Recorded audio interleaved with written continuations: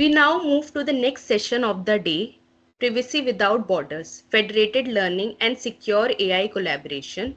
It is my pleasure to introduce Mr. Altaf Husain, who will be delivering the upcoming session. Mr. Husain is a distinguished engineer at CommScope, USA, and brings with him over 23 years of extensive industry experience. His professional journey spans the design and deployment of secure, large-scale systems with a strong focus on privacy-preserving technologies and collaborative artificial intelligence. Now, sir, you can start your session. Over to you, sir. Thank you. Thank you, Kaushal. You guys can hear me, right? Yes, sir, you're audible. Okay, let me just quickly share my screen and then I can get started.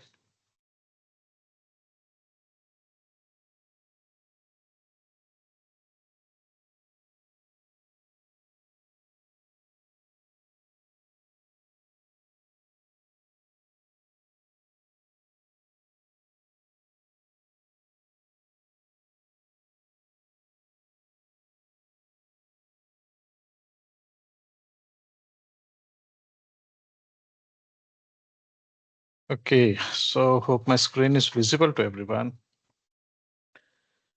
Yes, sir. Yes, Just sir. Visible. Okay, fine. Just to start with, right?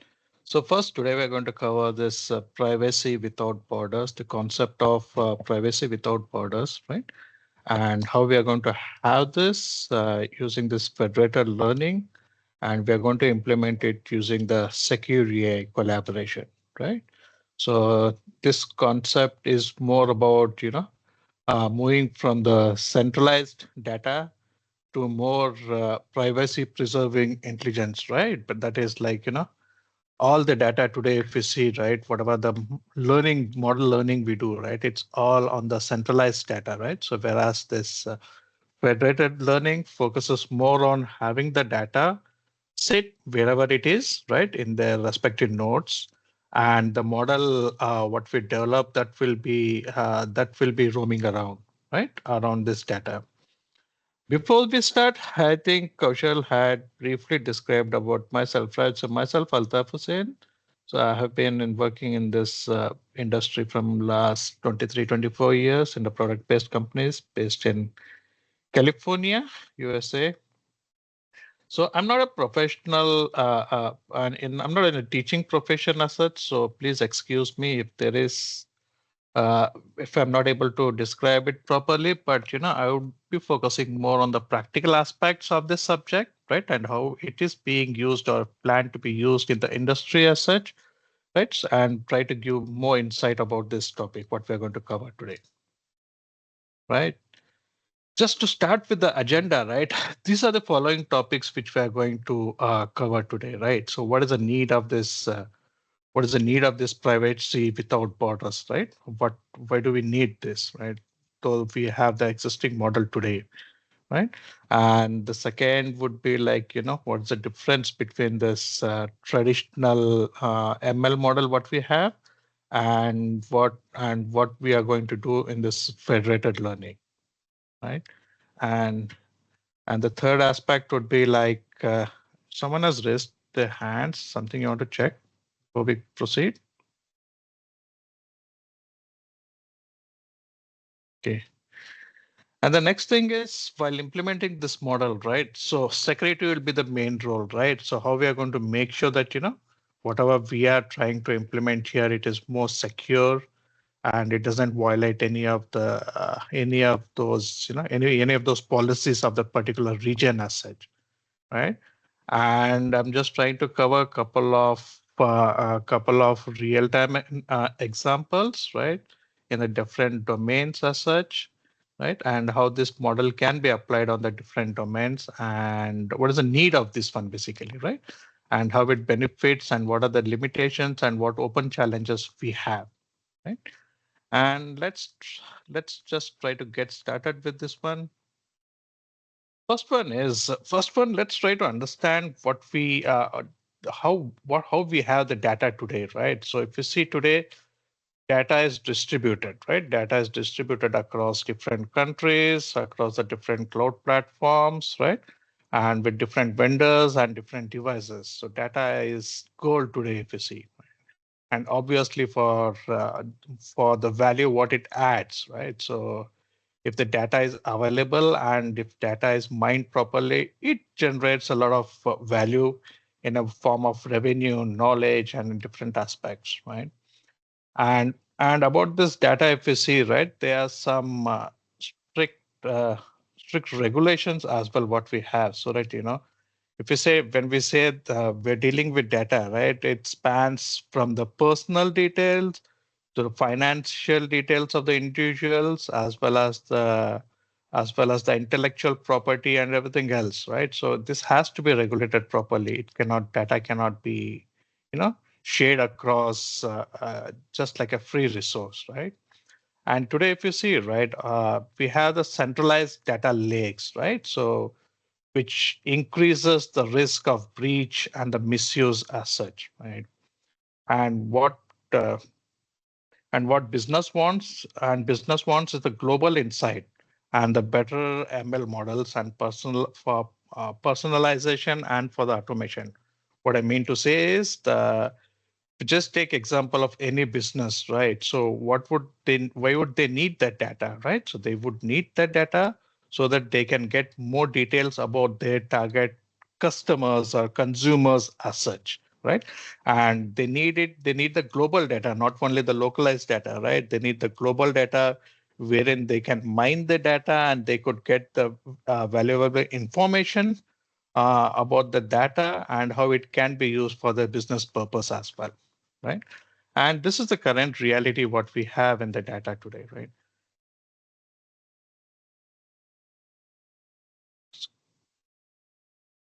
Okay, so now that we understood what data is, let's try to understand a little bit more about this concept about privacy without borders, right? So the privacy without borders usually this is the concept where it tells that uh, I can mine the data or I can get the data from the different regions, right? From the different countries or from the different domains, right? But by adding a privacy constraint, right? So I think the first bullet, that's what it is trying to tell, right? Like they collaborate on the AI models across the organizations, regions, and devices without moving the data. So the concept here in this privacy without borders is that, we would get the data, we would try to learn from the data, or we would try to mine that data, but data remains wherever it is, right? So data doesn't move. Like in the traditional learning, what we have, it's that, data is moved from different devices, right? Or from the different organizations or the regions to a centralized entity. And in this centralized entity, we add our machine learning stuff, right, where we try to learn, right? So basically, in a way, what I'm trying to tell is that the raw data is moved to the centralized server, and this centralized server does add the intelligence of machine learning and everything else, right? So whereas here in this concept, it's more about let the data remain where it is, right? Only the model would travel, right? Having said that, it is more like the data can remain in your data center as such, right? If you take an example of an example, let me just take a practical example what we have in our products, right? Like in our telecom products, we have the data about the different customers and different network elements, right? Like for example, in the base station we would be having, or we would be having in a policy server kind of thing, right? So the generic model, what it defines is that get all this data from different entities to a centralized server, and that is where we do the machine learning or we train our model as such, right? Whereas in this concept, it's more like data remains in the node wherever it is, right?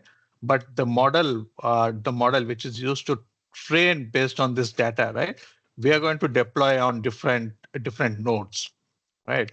So that data remains in their originating nodes, right? Whereas the model which learns from this data, right, it will be deployed on the different nodes as such, right? And with this one, if you see, we don't violate any of the policies of that particular node of the particular region as such, right?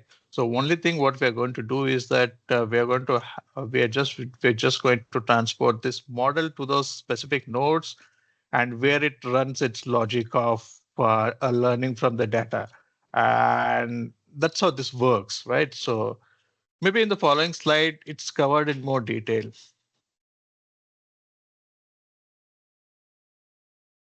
Okay, so now I did explain a little bit about the traditional learning what we have today, right? So the traditional model what we have today is that we collect all the data from the different devices or from the different sites into a centralized server, right? And in this centralized server, we have the training models, right?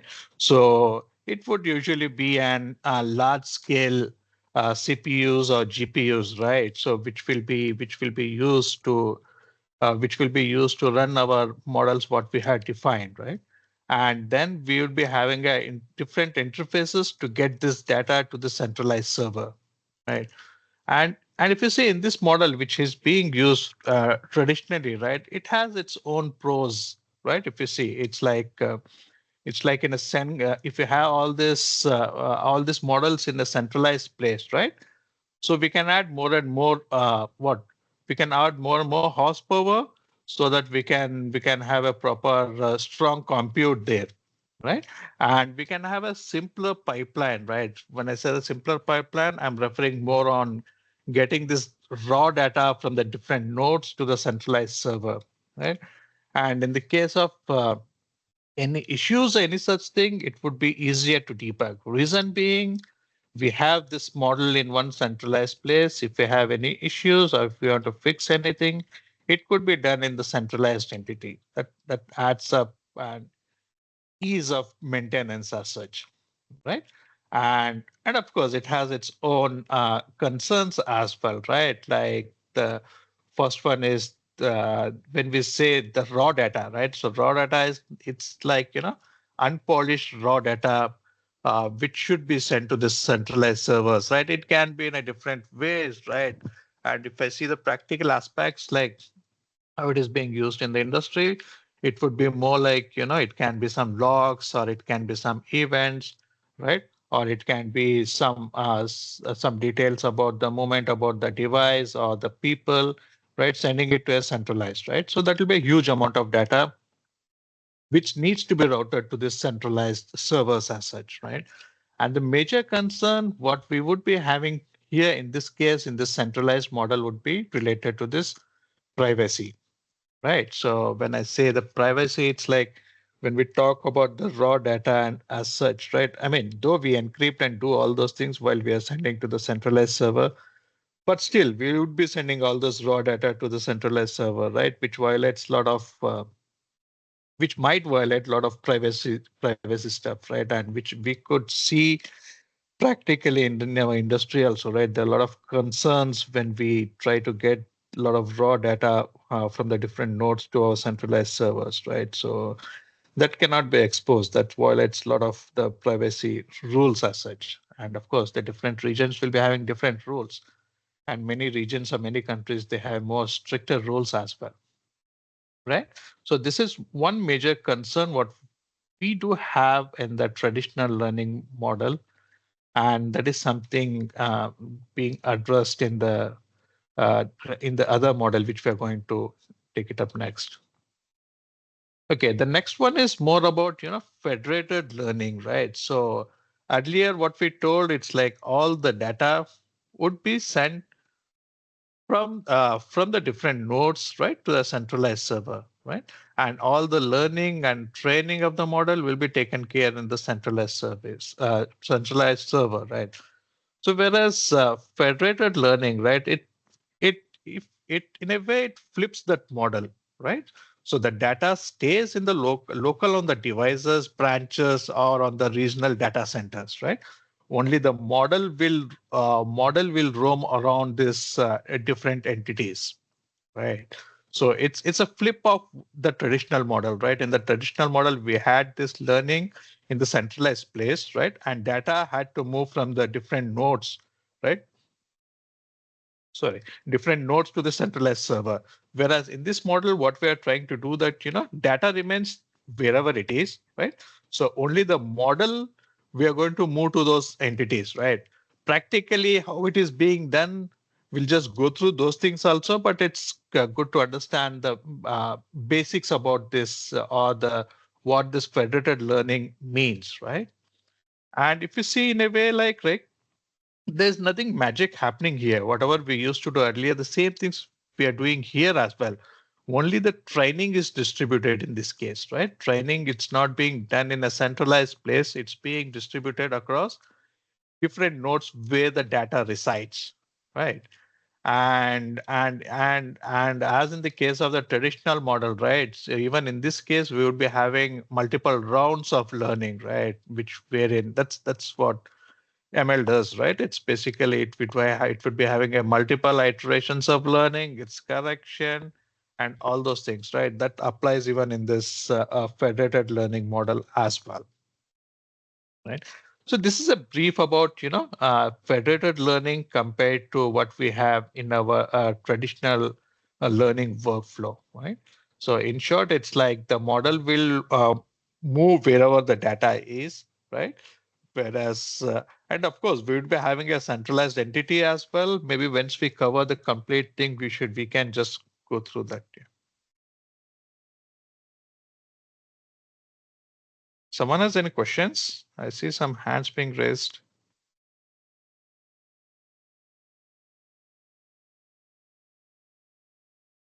Okay. Okay. Now, as I said that, the federated, what is federated learning and the traditional learning in above slides, right?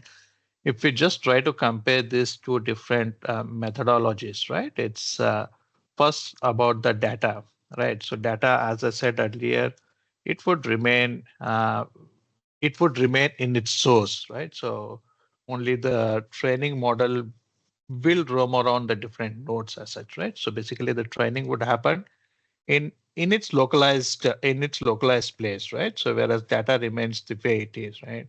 And the compute wise, if you see, right. So in the case of traditional model, it's like we'd be having one centralized place where all the compute will be taken care, right? So whereas in this federated learning model, it's the compute will be taken care in the different nodes where the data resides, right?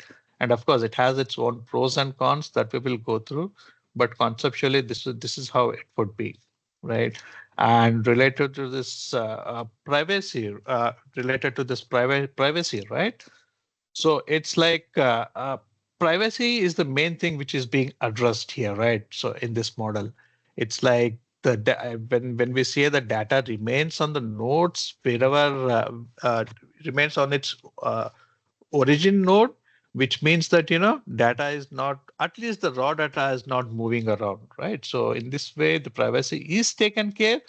Of course, there are more stricter rules as well in this model, right, to take care of even the process data when we are sending to the centralized server, right? So in that case, even that is being taken care, and which we are going to go through in the following slides, right? Okay, and the operational complexity, if you see, right? So if you see in a centralized one, right, it is kind of like simpler because all the learning happens in one centralized server, right? So it's like only thing what we are doing in a traditional model is getting all the raw data to a centralized server, right? And in centralized server, all the major things happens, right? The learning and the relearning and improving the model and all those things happens there, right? Whereas in the federated learning, as the model goes around, right? So we need an additional orchestration layer as well, right? The way how we send this model to the different nodes, how it learns and how it improves, and how it gets the feedback back to the centralized server, where we are going to, redefine this model again, and then we are going to share it to the respective nodes or the edge nodes where the model has to run, right? This adds a lot of complexity in actual implementation as such, right? So whereas the traditional model, in a way, if you see, it's more like in a client server model where the client send the raw data and the server is the one which does the heavy weight, and which is operationally it's simple as well. This is a just brief comparison between the traditional model and the federated learning. Okay, little bit more deep diving into the federated learning, right? So here, if you see, right, so we have been discussing more about the model, what we have. It would be roaming around the data, right, or nodes where we have this data, right? So if you see here, right, at the high level, we have two flavors of this federated learning, right? One is the cross silo federated learning and the cross device, right? So when I mentioned that, cross silo, a silo, right? We are talking more about the device. We are talking more about the nodes, which is kind of smaller servers as such, right? The clients here basically are the organizations or the data centers. For example, like it can be an telecom region based server, or if I just take example of hospitality, right, it can be a different hospital branches as such. And if you take an example of the banking, it could be a regional branch, right? So each of these nodes would be acting as a client, right? And the next one is little more granular, right? It's more like the cross-device federation learning. And this is more about the end device, what the users would be having, right? Like it can be a phones, it can be the laptops, it can be access points which we should be having in our residential homes and all, right? And it can even be a CPA devices, or what we call as a handheld devices, right? In short, the cross device is more like an end device which each user might be having, right? Whereas the cross silo, this is nothing but this is nothing but the servers what we would be having in a different branches as such, right? There are different examples and different in the industry. If I just try to compare, right? If I just take an example of an telecom or this Wi-Fi domain, right? So in this case, we can treat this cross silo as each of those base stations, what would be having in the different regions as such, right? As well as in the different data centers, we would be having a different servers, right, where we deploy this machine, where we deploy these models as well, right? So in short, it's like cross silo is more about operator region or the major customer data centers, right? So whereas the cross device is more about the end users devices, right? Practically, if you see, right, so this model mostly it is applied using this cross silo itself, right? So where we would be having the model in the regional nodes, right?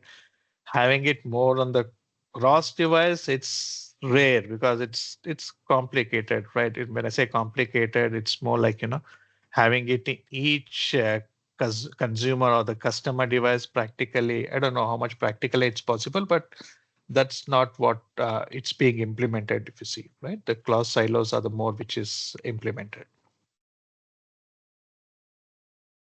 Okay, this is more about what different flavors we have. Okay, and now that we know what federated learning is and how it differs with our traditional learning model, right? And what are the different devices which comes into picture, right? Like earlier, what we were trying to learn was more about model will roam around, right? And model, earlier we have seen that, model where it can roam around, right? And as I told, cross silo is widely used. And let's see what is the life cycle of this federated learning as well, right? So here, if you see, right, as I had tried to mention earlier as well, right? So your model will roam around your data, right? So data will remain the way it is, right? And if you see, first thing is more about, the selecting the client, right? So when I say in this model, right? So two things you see here, right? So first one is the aggregation server, right? And the second are these are the clients, right? So these are the clients where we have our local model training, right? So it's like conceptually, if you see, right, we'll have this model in each of these clients, right? And and centralize what we are going to have. We are going to have an orchestration layer, right? This orchestration layer takes care, right, how this model will be sent to these different client devices, right? And once the client devices provides the feedback, right? So this would be more like, this would not be the raw data, right? So this would be more like, process data. So when it sends back to this aggregation server or the orchestration layer or the centralized model, right? So this is where it learns from this different granular models and it aggregates.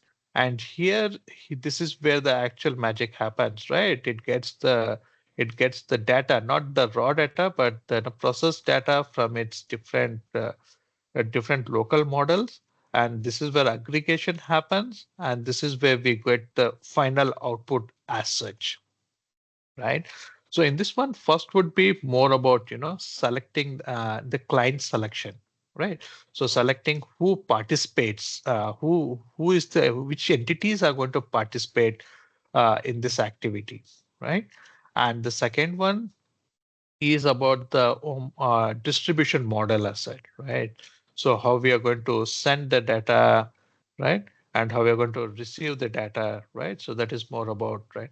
And the local training, in a way, if you see, right, when we mention that, model roams around the different entities, when I say, right, it would not be an full-fledged model as such, right? That's what it is practically, right? It would not be a full-fledged model as such, right? So whatever it is required, right, to train the raw data, of course, in the different domains or in the different models, it would be the way how it is being used, it would differ, right? If I see in the industry practically how it is being used, that in the different nodes, right, what we call as a local model training nodes, right? So in these nodes, we would be having a smaller agent which would be running, right? And we usually try to keep it as compact as possible because the end devices, right, or the nodes where this model would run, right? It is not defined. When I say it is not defined, it could be a different devices with different, you know, hardware or software capabilities as such, right? So that's why we just try to keep it as compact as possible, right? And whatever the additional things we would be adding to this model, the aggregation server would have that capability to send back those things to this local nodes as such, right? Okay. And the third point is more about this local training, right? So each client would train on its own data. What it means that each client, right, which is having this local model, it would have the capability to train using this data, right? And once it trains and it sends back the feedback or the updates to the central aggregation server or the orchestration layer, what we have, right? Okay. And the fourth aspect, right, is the privacy protection asset, right? So when we have been talking about, the model is not centralized, is deployed across the nodes, right, where the data resides. And these nodes would send the results back to the aggregating server assets, right? though we are not sending the raw data, but still privacy would be a concern, right? So which has to be taken care, because man in middle can intercept these things, and even they would be able to, make out something from this process data as well. I mean, the privacy protection is also an major step in this federated learning, right? And there are different ways how this privacy is protection even in this model that we are going to learn moving forward, right? And the fifth bullet talks about what this aggregation server does, right? So aggregation server, this is mostly a centralized server what we have, right? And this is the one which aggregates all the information what it has received from its local model training nodes as such, right? This is a brief life cycle of this federated learning, right? Okay, in all these things, if you see, right, so whatever is happening, right, so in each round, we even have to take care of logging those metrics and monitor the model qualify after each round as well, right? So it's like that's a common practice, right? Usually each round of learning when it happens, right? We would even need to log these things, and it does monitor the quality after each round as well, so that, I mean, that's what the machine learning is all about, right? You learn now, you see what is the quality of that one, again you try to improvise on that, right? And eventually we would end up in a stage where we have some kind of at least near to perfection, if not perfect, right? It can never be a perfect practically, but yeah, at least we just keep learning, right? And this is a brief about, how this federated learning life cycle looks like. Okay, next thing is more about why we need this secured AI collaboration, right? So two things we have gone through, right? So it's like privacy without borders. When we say privacy without borders means we should be able to get the data across different regions, across different countries, across different nodes as such, right? How we are going to achieve that one? We are going to achieve that one using federated learning, not the traditional model as such, right? So now what we were supposed to achieve, the privacy without borders, and we were able to achieve that one using the federated learning, right? Next comes the security aspect of this one, right?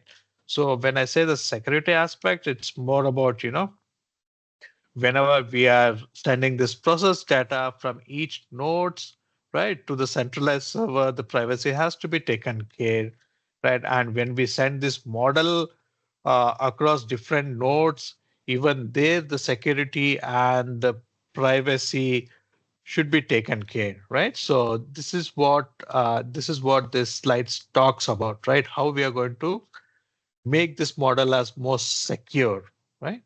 And how we are going to achieve this one, right? So in a way, if you see, right, raw data may move, but the model updates can still leak. What it means is that, though we are not moving the raw data, right, but still the model updates whatever it does from this each nodes to this centralized server, right? Even that can leak the information, right? The hackers on the man in middle would be intelligent enough, even to sneak into this updates and try to retrieve the information as well, right? And that's a major thing what has to be taken care in any of the models, right? Whenever the data is roaming around, it should be, secure enough, or else it's like major problem, right? Okay. And the second thing here, right? So there could be a problems with the faulty clients as well, right? It can be an faulty clients, or it can be a rogue clients as well, right? So rogue clients also can take part in this one, and even they can try to poison or destabilize this model as such, right? And even that has to be taken care. And how we are going to take care of that one, of course, with the secure AI collaboration. But these are the possible, scenarios where we could have issues as such, right? And how we are going to take care, that is something it's being explained here, right? So we are going to achieve this, all these things, whatever we have discussed now with the secure aggregation, that is, and we are going to achieve this by differential privacy, right? So that we limit the interference, right? And we are going to have we can have some different kind of ciphering algorithms as well, right? So whenever we send this what we call this process data, right, from each nodes to the centralized server, right, it can be encrypted or it can be ciphered as well, right? And over this, in a way, it's like the third bullet, which the last bullet, which talks about cryptography, TEE, and the strong access control for the trust, right? So it's more about how we can encrypt or how we can make it more secure, right? And if you see, right, TEE, this is more about the trusted execution environment as well, right? When we say trusted execution environment, it is the environment itself, right? It's usually these are the hardware based solutions, right? Hardware based solutions where we have different technologies or the different hardwares which are available, which can make sure that the crypto keys whatever we have, or the code whatever is getting executed, right, it's executed within this trusted environment, right? And if I just take the practical example, uh, we do use like couple of things like the TPM, what we call, right, the TPM chip. It's a chip based security, right? It's a kind of vault where you can store these keys as well, right? So with this one, even the operating system, right, even the operating system would not have access to this one until it has a proper keys. What I mean to say, this is the most secured way of having this keys, or trying to run this critical code as such, right? Okay, this is more about how we can have this secure AI collaboration as such. Okay, now that we have covered these things, right? So how we are going to protect our data, we can little bit deep dive on the different ways how we can have this protection around, right? All these three things we are going to cover in the following slides, right? So first one, it's more about the secure aggregation, right?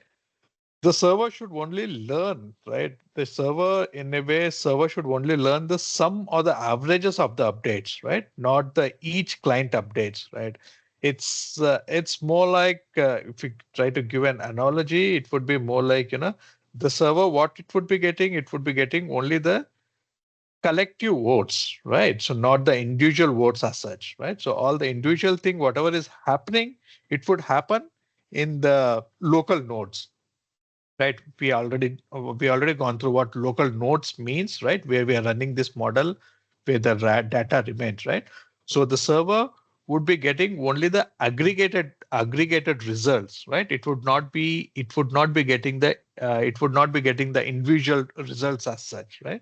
That's what it means by in a way, it's like if you just try to brief in a way, in this secure aggregation, what we're trying to do is that we don't allow the client to send the individual data as such, right? It will learn from this data, it will aggregate, and only this aggregated value would be sent to the centralized server. So in this way, how does it protect? In a way, it protects like that, let's take an example of an banking model as such, right? So in the banking model, if I have my model, right, which is running on the each individual branches, right? So the model which is running on the each individual branches, right, it tries to analyze the customer's data, whatever it is, because it is localized, right? So there's no harm in the local model going through these details, right? And of course, it should be allowed. That's a different thing. But yeah, assuming that, to understand this concept, assuming that, the local model running on the local nodes would have access to all those raw data, right? And when you're sending this from the local model, right, from the local node to the server, right?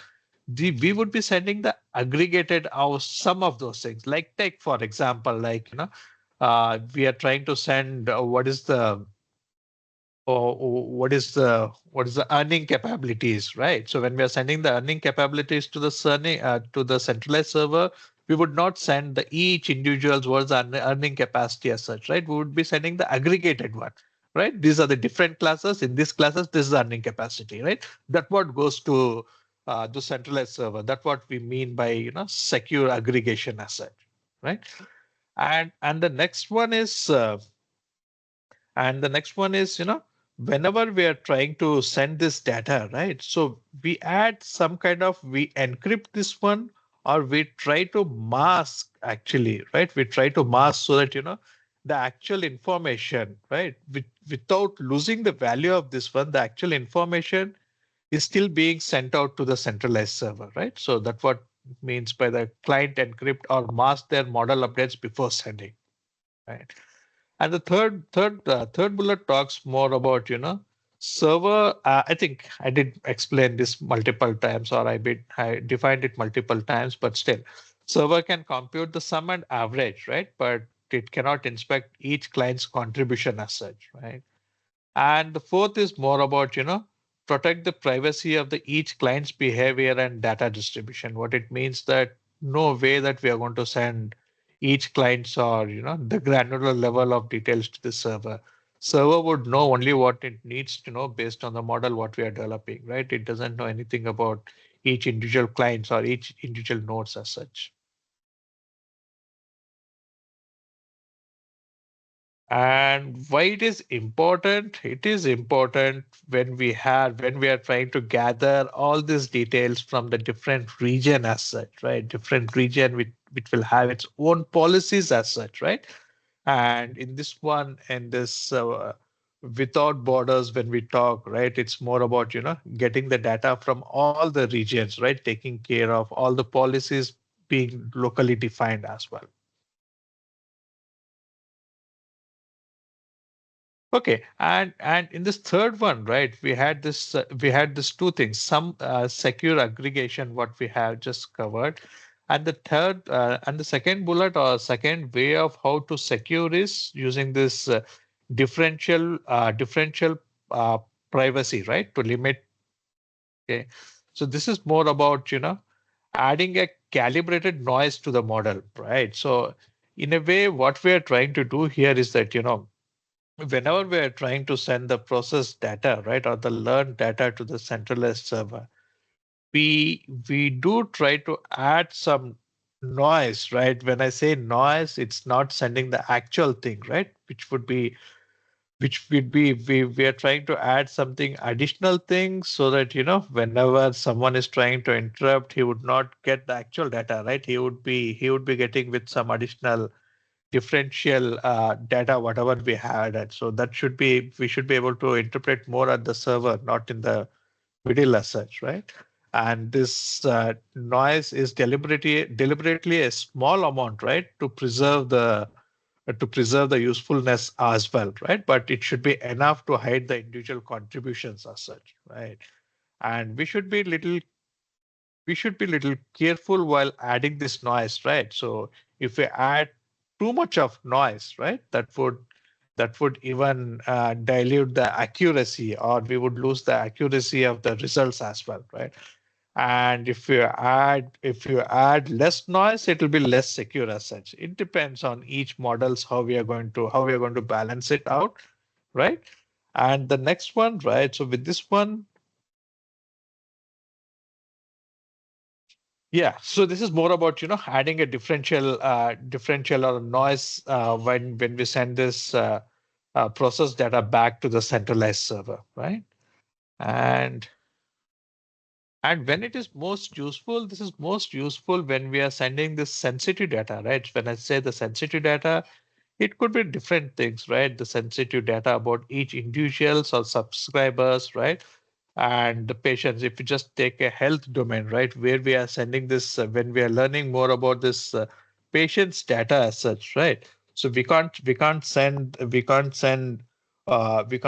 data as is or the process data as well, right? We need to add enough noise in that one, right? So that like let's take example of the practically how it would be in our domain, right? It's like assume that we have the federated learning in the telecom domain, right? So where in the different nodes or in the different regions we have deployed this model, right? And this model takes care of learning the pattern of the individual user, right? So how many hours he might have spent in this particular location as such, right? So that is something we are trying to learn in the local nodes, right?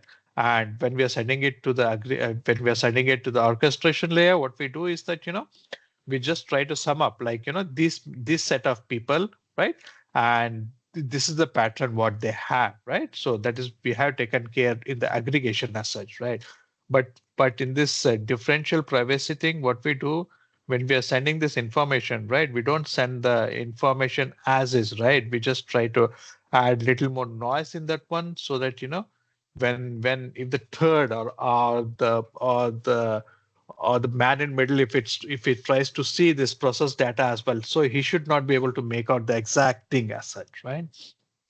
In a way, it's like we're just trying to protect the sensitive information here by adding the additional thing.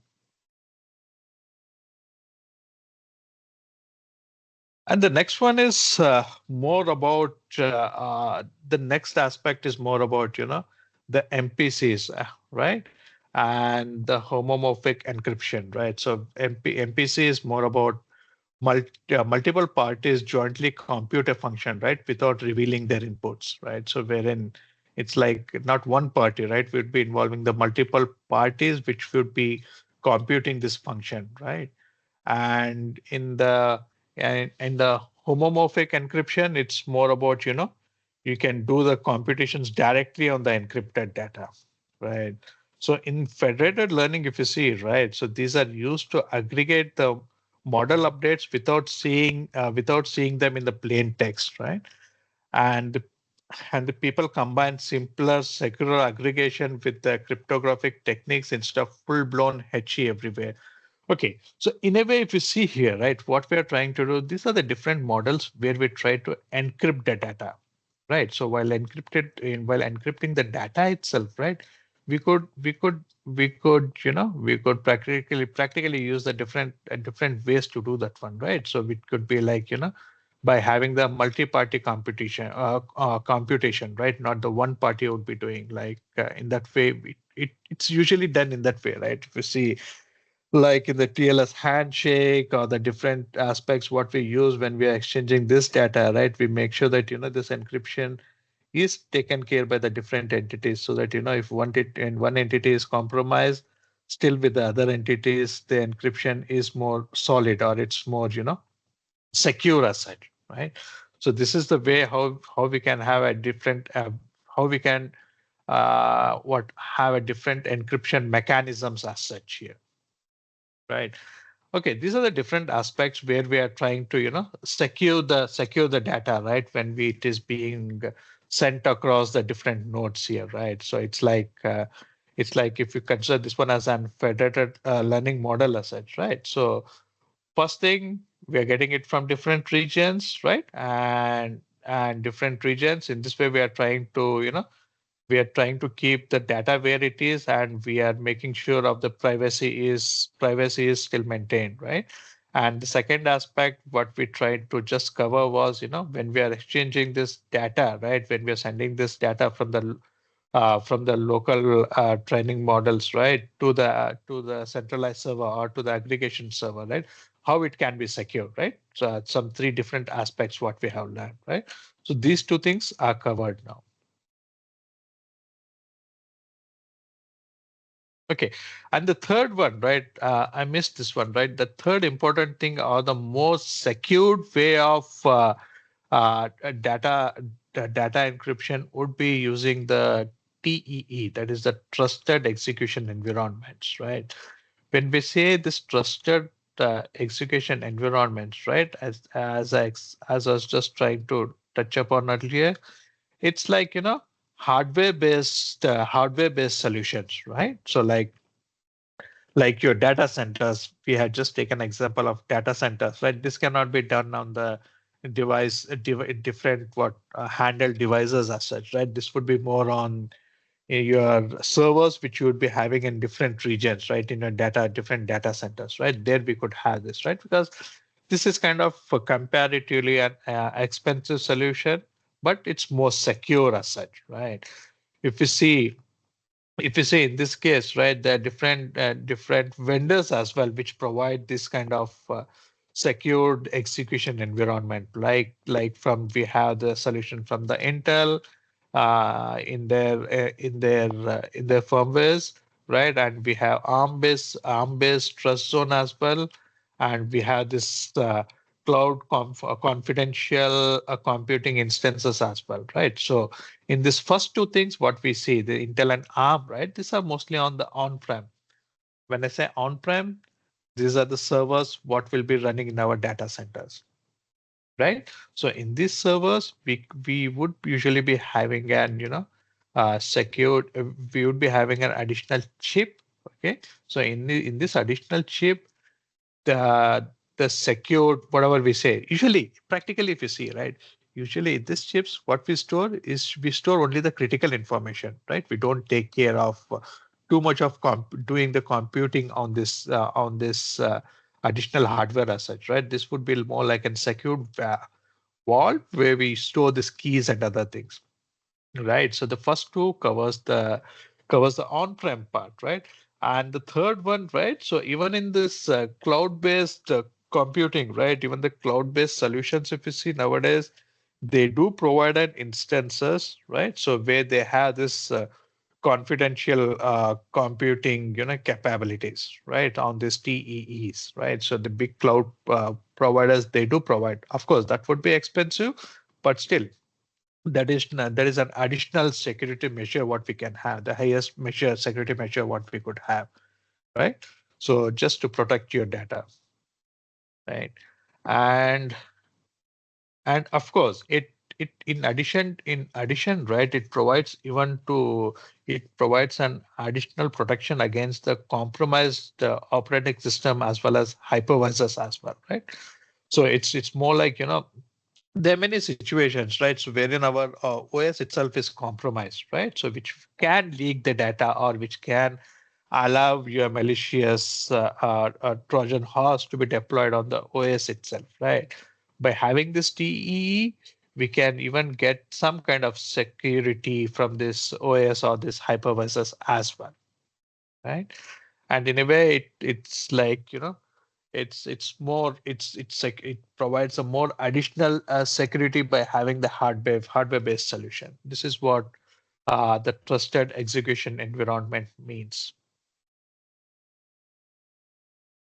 And if you see in the industry, this is being widely used, right? So in each of those servers, we try to have, even in the end devices also, we try to have this hardware based solution so that it is more secure, and that's usually the need by some defense orgs as well, right? So because that's the domain where we need the highest security kind of thing, right? So that is extensively used or widely used in this defense orgs as well, where they expect the security level to be on the hardware level as well. I mean the security to be at the hardware level as well. Okay, and third one is more about, we were talking about this privacy, data security, blah blah, all those things, right? And we have talked about, different ways how we can secure these things as well, right? Software based, hardware based solution, and how we are going to do the encryption and blah blah, all those things, right? So next, this thing is more about, having a different policies as well, right? So because the tools alone, right, are not enough, right? So the tool alone don't solve the compliance and the trust, right? We need to define the process and the governance as well, right? So it's more about, we need to define the policies as well, right? So just to start with, right, the policies needs to be defined on which client which client can which client we can have our model, right, and which client can connect to our servers as well, right? And the second one is and who can join, right? And so that We don't want any rogue or malicious client to be connected, right? Or to be part of our what do you call this? Part of our model asset, right? So that is being controlled. So that is something like access control. Different ways to do that as well. Practically, if you see, right, it can be a certificate based, right? It can be an additional security like having a diameter or radius kind of securities as well, right? This is how you can control your. We can apply this access control, right? And the second would be more on auditing and logging, right, for the compliance and for investigation. It's like whatever we do, it should be logged, right? So that it can be audited, so that to make sure that it is compliant to the policies what we had defined as well, right? So so there are different ways how we can log and how we can audit them as well. Of course, it depends on the what solution you're going to provide. But this is more like an legal aspect of this model, right? So how you're going to define your legal compliance, right, with what we are trying to develop, right, and what kind of different policies what you can define, right? So practically, if you see, right, the way in the industries, right? So we have an legal department itself, right? So which defines this policy, right? When I say which defines the policy, right, it starts from what kind of access control we would be having, more like what kind of certificates, how it could be uploaded, right? And keeping a log of each and everything, whatever is happening, so that it can be audited later as well, right? And also detecting if something is abnormal, right? If, like, for example, if some client is sending bulk data compared to the other clients, right? There's something abnormal which is happening, right? So we need to monitor those things as well, right? It can be like any kind of like if you see more in the networking thing, right? Or in the networking domain, we would see like DDoS kind of attacks, right? So wherein where a client could send huge amount of data, and right, that huge amount of data could choke our orchestration or our centralized server asset, right? So that is what we just try to define some policies, right? Define some policies so that we can avoid these kind of issues, right? It's beyond the tools and the technologies, right? What policies you are going to define which can safeguard your data or which can safeguard your product as such. That's what it means here. Okay, now that we had the high level, we tried to cover how this federated model would look like, right? Next would be more about, how how the actual thing works, right?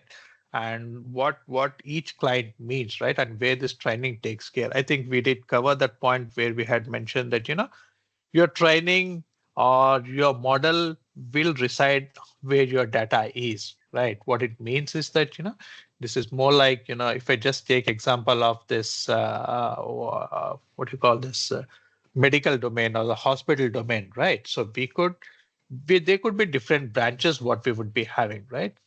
So from these different branches, different data will be available, right?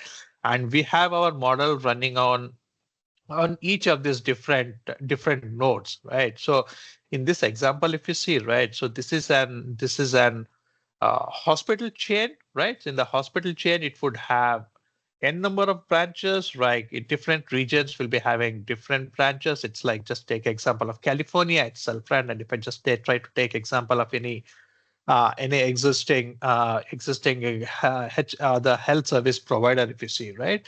So it's like in California itself, we have two regions, like south and north region, right? In south and north region, that's how it's broadly classified, right? And in the south and north region itself, we would be having n number of branches, right? And in this n number of branches, it would have its own servers for different reasons. It will have its own servers, right? Which will be deployed in different data centers, right? And just to keep this data or the privacy for the patients, this would not be shared across different branches, right? So now with this federated learning or with this model, what we are trying to do in each of those data centers where the data about these individual branches are stored, we'll be having our local model running there, right? So this local model, what it does, it fetches this data from this regional branches, right? And it processes that one and it sends back to this main server, right? Or the orchestration layer or the centralized server or the federated server, right? Different domain, we call it with a different name. But for our understanding, let's take this one as an, federated server, what we had. This is the global model, right? And your local models will send all this data to the federated model as such, right? So in this way, what we're trying to do, we're trying to keep the data locally, and the local model what we have, it will learn from this model and it will send back the result to the federated model. And this is where the complete, I would not call it as an aggregation, right? I would say that, once it receives this learning model at the federated server, right, it would take care of aggregating all those things, right? So if you just see the example, or if you see in this domain itself, right, the way how it would work is that each branches are sending this data to the federated learning, right? Federated learning, it would take action on all this complete data, whatever it has received, right? And it would give us it would give us an aggregated result as such, right? Like for example, if we are trying to check, or if we are trying to learn, like, uh, sugar or the cholesterol, whatever example you take, right? Like the cholesterol examples, if you take, right, in different regions, how many people are having this problem, right? What are the different, what, different profiles, like, what is their age, what is their BMI, right? And what is their eating habit, and what is their exercise related stuff, right? So it takes care from all this region, right? If I just take example of this California, right? This federated server, though the regional nodes would be sending this data to the federated server, right? Federated server would have the end result, like, in which region, right? So what kind of diseases are more, right? Why it is more, right? And what is the reason for that one, right? And if you see, just try to compare across the US itself, right? In the federated server would be more like, a centralized server, which would be receiving the data from the different regions from the US, right? And this federated server can derive the model where it mentions that, in which region what kind of disease, or what kind of pattern we observe, why we observe, right? And what could be the possible reason, right? So we are talking about one region or the one country or the one continent, right? Assume if you apply the same thing, right, across the different countries, right? If you have a federated server, and this federated server would get the information from the different countries, right? So in that case, just take one simple example of cholesterol itself, right? If it gets a data from all these different countries, right, it could derive a lot of valuable informations, like just take an example of, like, in India, right? We are known to have this heart disease, right? Where we have more cholesterol kind of thing, right? So that would not be the case in the other region, like in Japan kind of thing, right? Where they have not known much, right? And if you see the US example, relatively it is more here, right? By having the data from all these different regions, right? Uh, you see what value it would add at our federated server, right? It would gather all this information, and we can derive the reason as well, right? Why is this, and why this happening, right? And by doing all these things, right, in this model, whatever we are trying to cover here, we should make sure that, the privacy is maintained. How it is maintained, right? So we are not using the raw data as such, right? We are using only the aggregated result, right? And about learning, whatever we had done, right, the way how it sends, how securely it sends, and all those things has to be taken care. Okay. In a nutshell, what I'm trying to tell, the federated server would be having all this processed data, right? And with this processed data from the different region, it would be able to get more meaningful information, and more in meaningful, root cause, and a more meaningful solution as such, right? And it adds more value in this model because with this methodology, right, we can allow, right, to collect the data from the different regions as well, right? And when I say we can collect this data from different regions, why that is possible? That is possible only because we have taken care of the privacy, right? And we are making sure that it's securely being sent, right? And we are following the policies of the each region as such. Like Europe has its own what policies defined to safeguard its privacy of its citizens, right? In the same way the US also has defined, right? And of course, in India also we had defined to certain extent as well, right? So that so by we are adhering to all these policies of the different region, still we are able to get the information from the different region, and we should be able to provide an aggregated result or more meaningful solutions as such, right? And I think I did jump a little bit on the main topic. So this is how the training is done on the individual nodes or individual clients as such, right? So each client runs its own ML runtime and holds this for whatever time required, right? And all the agents connect to the local data source and the centralized coordinator entity. What it means is that we would be having one agent running here, right? I mean, whatever, we're just referring it as local model here. Of course, that would be usually an agent which gets this data and which has a capability to connect to the centralized server as well, right? And I mean, this is where the training would run, right? And okay, next, I think I was trying to cover more about the practical examples, what we had, right? And practical examples, how this model is being used or planning to be used, right? That's what I'm just trying to cover in the next following slides. Okay, before I jump into the examples, right? Anyone has any questions so far?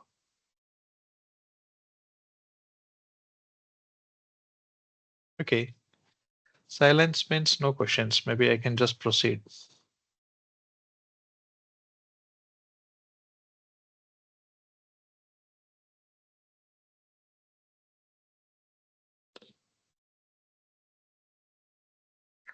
Okay, let's try to cover more practical aspects of this one, right? So here as an example, right, I was just trying to cover the hospitality industry, right? So when I say hospitality industry, it's more about the hotels chains what we have, right? So it's like just take example of this Hilton, or we could just take an example of a different what hospitality chains what we have, right? And this hospitality chains, usually it's spread across different regions, right? It could be in different continents, in fact, right? And the goal of this one would be like to provide an more better, what do you call this, customer experience, right? In its the services whatever it's trying to provide, right? I'm just trying to take an example of this Wi-Fi service what they provide, right? And of course it applies to different services as well. Just to make it more focused, I'm just trying to cover this, what kind of Wi-Fi services this chain would provide, right? And how reliable that would be, and how this model is being used, right? So, okay, as I was trying to cover this hotel chain models, right? Let's take example of an uh, the hotel chain we have like X hotel chain, right? So this X hotel has its properties in different regions within the world, right? It's like spread across different continents, okay? And if we're trying to apply this model, right, for any of those customer experience, what we would expect here is that, we would be having, again, I'll just roll back a little bit in my previous slide. Here, I was just trying to explain about the hospitality, about the hospital or the medical domain as such, right? Just take it as a hotel chain itself, right?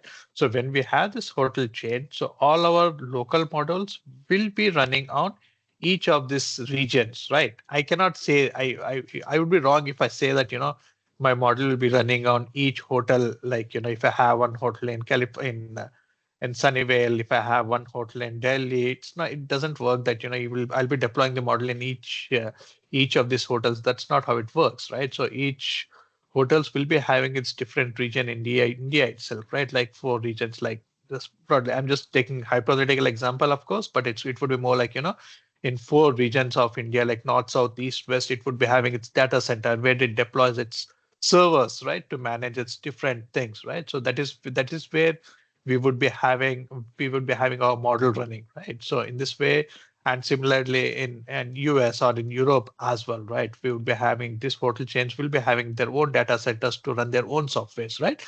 And our learning model would be placed in those, different data centers, right? And in this way, right, when we try to apply this model in this hotel industry asset, right?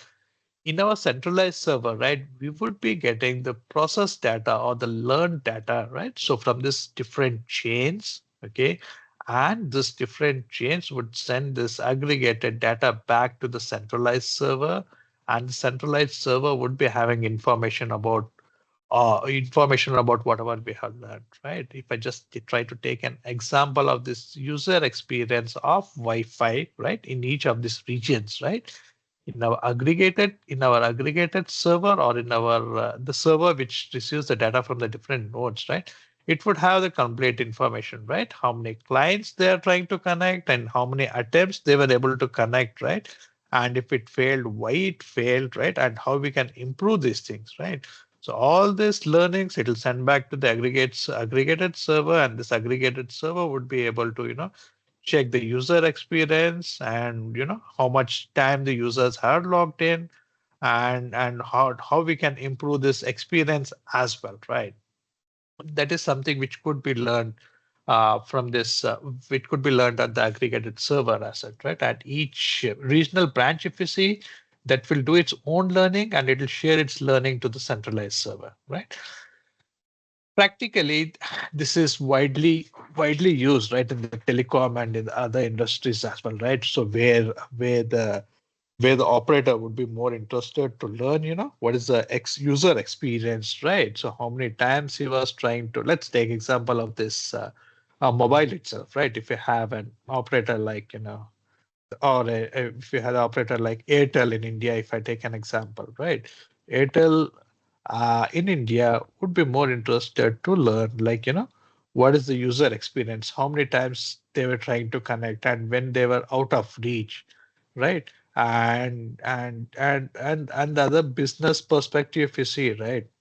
When they are trying to upgrade from 5G to 6G, for example, right? So when, yeah, as a seller, right, if I'm going to sell this solution to the Airtel, right, what Airtel would expect? Why should it buy my solution, right? Why does it need 60 solution, right? So how I'd be able to sell this product to the Airtel now? It would be more like, if I provide the Airtel the information about, if they have X number of clients, right? Like for example, 200K clients, right? They are having all these 60 devices, if I tell. I'm just talking about the future, but still, if I provide them the information that, you have this 50% of your clients, right? 50% of your customers who are using this 60 devices, right? And that would be one of the selling point for me, right? I just taken this example just to showcase how this aggregated data will be used even for the business purpose as well, right? And how it can be used by the business purpose, and how we can collect it from the regional nodes as well, right? And this is the example of this one, right? And if you see, as I told, or as I already explained, right? So each of these regional data centers, right, will hold its own uh, will hold its own telemetry information locally as well. It will store locally only, right. So it means that all this information, whatever it has, right, it doesn't send back to the centralized server, right?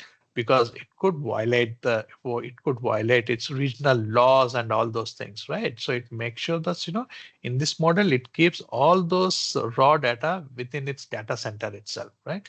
And if I take the example of this hotel industry itself, right? Each branch, as I told earlier, right, it will try to keep its raw data within its center, right? Only the aggregated, right? When I say the aggregated, it can send, user experience, or what kind of radio frequencies we were able to broadcast to the customer, right? And how many customers try to attempt successfully, or how many customers try to failed when they are trying to connect, right? So all this information we could store locally, right? Only to the server. What we are going to send?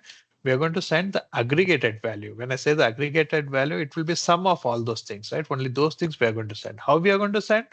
It will not be in the simple format, right? In whatever the security measures we have spoken earlier, right? Or we had discussed earlier, right? It would encrypt and it would send those data, right? So that is what federated learning architecture would look like for this domain, if I'm referring to, right?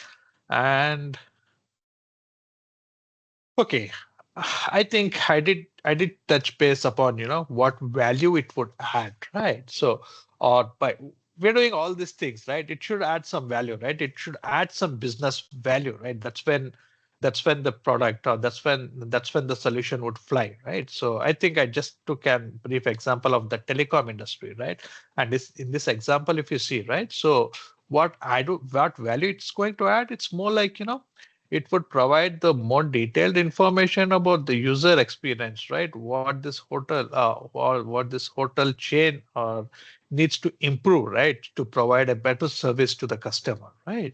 So that, if just take an example, right? If you're going to a hotel, right? We're checking into Hyatt or someplace, and we are trying to connect to the Wi-Fi, and we are trying to connect to their services, right? If I don't get a better experience, right, you will be frustrated, and that's all. You'll just keep it to yourself, right? But this data would be available now with this model. It will be available to the centralized server as well, right? Which gets to know that how many clients tries to connect to my network, and how many times it failed, and when it got successful, and what kind of experience he has, and how many times this guy is coming back to us. All this information will be available, right? And that would certainly, all this data would add a lot of value, or it would add a lot of benefit to the business as well.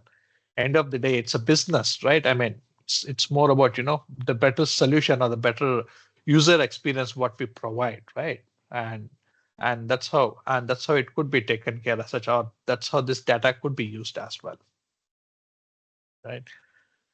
I think moving forward, I have some more slides which covers different example as well.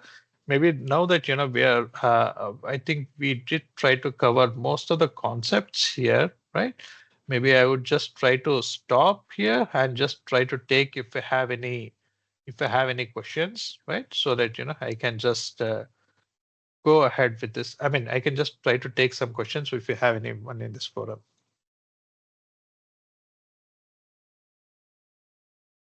Yeah, I don't know Participants, who's. you can ask question.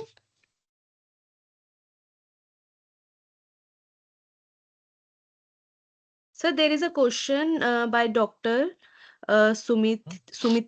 During the transfer of aggregated data, there are chances of attack. With the help of reverse engineering, can we get the other information? Okay. Give me a minute, sorry. I just need to sip a water. Okay, so can I read that question? If it is there, it'll be easy for me to Yes, go sir. through. During the transfer of aggregated data, there are chances of attacks. With the help of Mhm. reverse engineering, can we get the other information?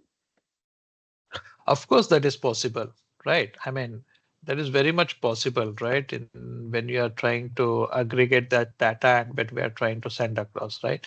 That's where we are trying to have more other methods as well, right? Like the having it encrypted, right? See, the two things what we need to see here is that when we are trying to securely aggregate, right, and when we are trying to add noise, right? So these are very easy to do the reverse engineering, right? So the more secure aggregation is one thing, right? Over this we are going to add more encryptions as well, right? By adding more secure encryption, at least with whatever the encryption algos we have nowadays, right? So with that one, it's not that easy to do the any kind of reverse engineering, but just by secure aggregation, for sure, it is open for, open for reverse engineering, of course. That's a valid thing. Hope it does answer to your question.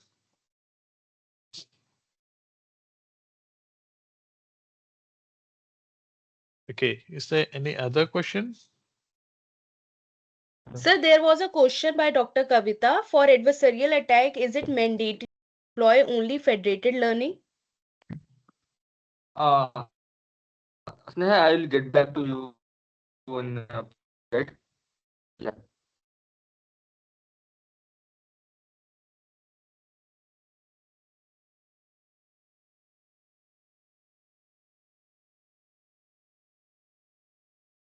Sir, shall I repeat the question? Oh yeah, sorry. I think someone had in between, right? I thought they're trying to respond. Okay, please repeat the question. Sorry. Yes, sir. There was a question by Dr. Kavita. For adversarial attack, is it mandatory to employ only federated learning? Okay, so before that, right? So let me just try to understand what is this adversary attack as such. Could you brief out a little bit on that one?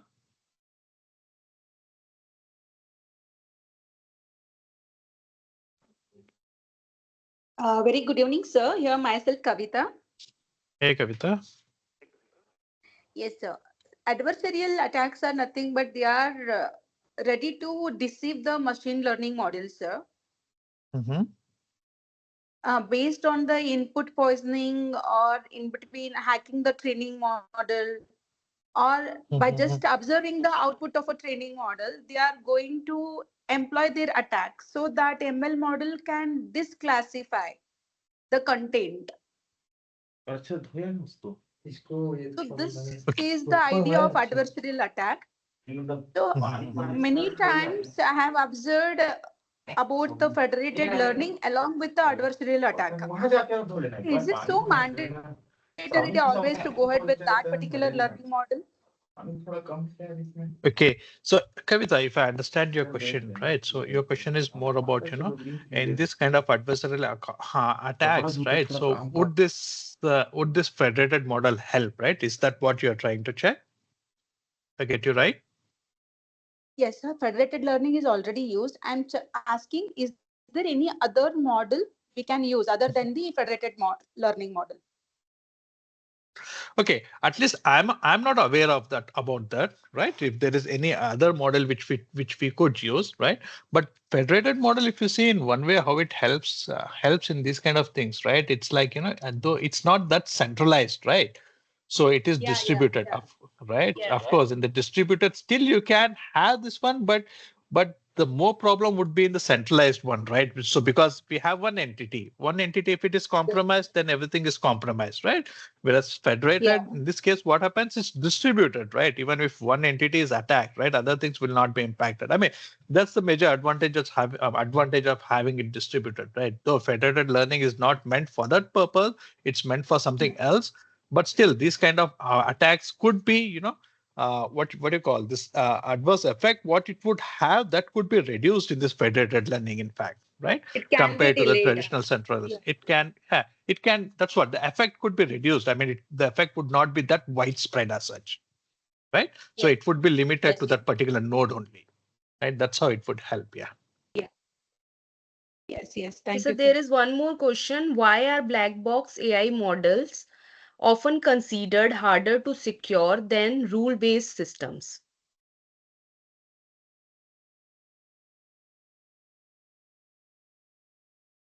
Okay. Hey, sorry, I was a little bit distracted here. Hey, Kaushal, could you help me repeat that question, please? Why are black box AI models often considered harder to secure than rule-based systems? Okay, I'm not that specifically involved in this trying to understand this aspect, right? So maybe I can just take it up this question later as well. As I told, right? I mean, in my I'm mostly specifically working on the other areas. So sorry about that. Sir. Yeah. Okay, sir. Sir, good evening, sir. Myself, Ashok Kumar. What are the most popular framework which could be used for federated learning? Like I have used Flower. Is there any other framework which is much better than Flower? Okay, I did I did check this flower as well. Whereas in our though I can't reveal in this forum, but still there are other better models as well, which are frameworks available as well, right? So which we use in our industry as well, right? But those are more like on the other expensive side of those things. But there are other better models also which are available, right? Or the better frameworks also which are available, right? So I didn't get chance to cover those things in this slides only because I was running out of time and focus was a little different. But yeah, we do have available the other. Well, when I'm sharing this slide, right, I'll just try to have those as a backup slide as well, where you can go through in detail. Thank you, sir.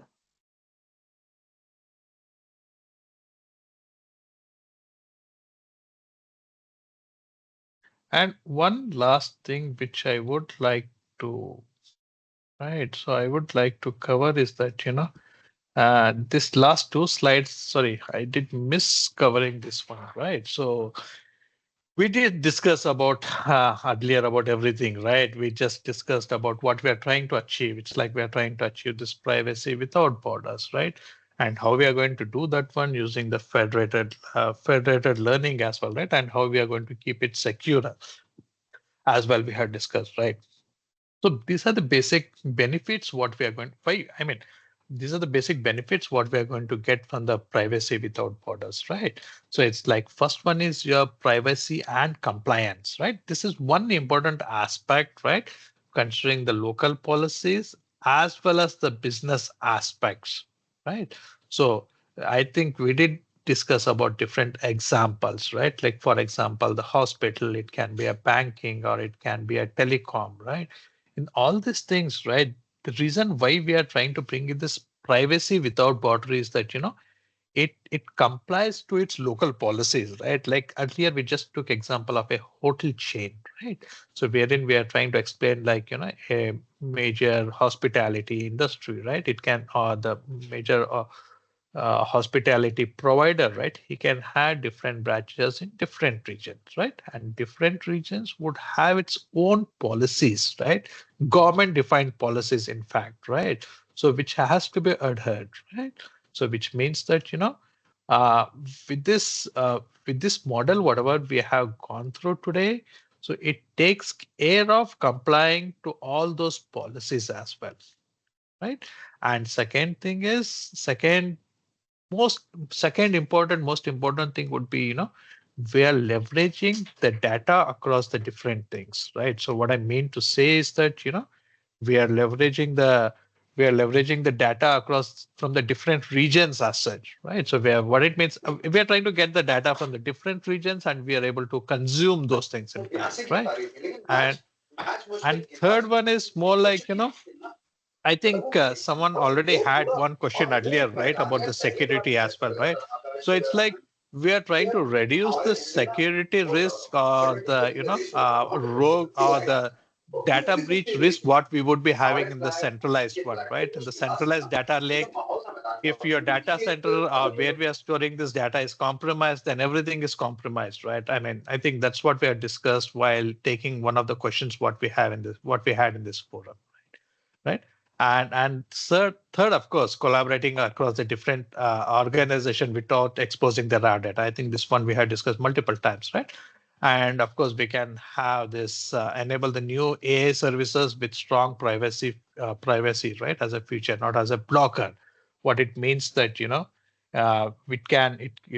by having whatever we have learned, right, we are going to reduce the privacy risk, and that would not be a blocker. Many places, that's if we consider the different regions and different policies, they don't allow these kind of services only because it breaches their privacy policies as such, right?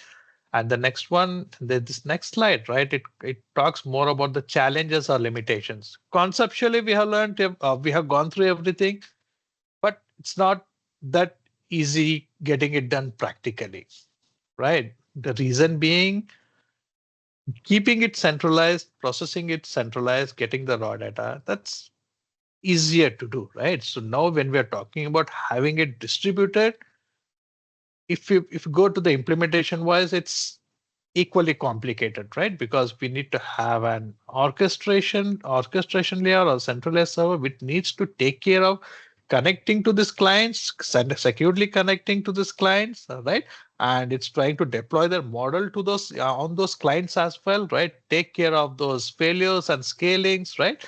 And those are the most major, challenges what we would have, right? And also the security threats as well, right? So we discussed that, telling that it is more secure kind of thing, right? In a way, if you see in the other aspect of this one, it can be equally unsecure as well, right? Like for example, if you're deploying your model on the different nodes, right? Those nodes might be exposed, right? Or there might be an possibility where the model can be poisoned as well easily, right? That would not have been possible in the case of the centralized model traditional model what we have, right? So this model exposes some more dose for model poisoning as well, right? So but yeah, those are the challenges what we have. But of course, the trade-off, whatever the challenges, whatever we have over that, what advantages we are going to get, that is more business perspective or the value add what it does. It's much more than what the trade-offs we have, right? And I think, sorry about the two things which I just wanted to cover in the last, I had skipped that one. So yeah, these are the major challenges what we have, and what are the benefits what we are going to get. Yeah. Okay, yeah, Kaushal, I think this covers whatever I had in my slides and whatever I just wanted to share with the team, right? Yes, sir. Thank you, sir. On behalf of the organizing team, sincere appreciation and gratitude are extended to Mr. Altaf Husain for his valuable contribution and for delivering an insightful and engaging session. This session presented a structured understanding of federated learning as a collaborative approach to model training that preserves data privacy. It discussed different modes of federated learning and outlined the overall learning process, emphasizing secure coordination rather than centralized data collection. The discussion highlighted the importance of privacy preserving mechanism, governance consideration, and deployment choices, supported by illustrative examples that demonstrated practical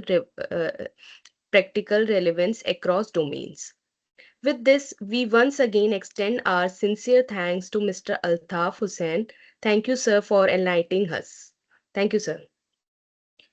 Thank you, guys. Thanks for patiently listening to the slides, and thanks for giving this opportunity.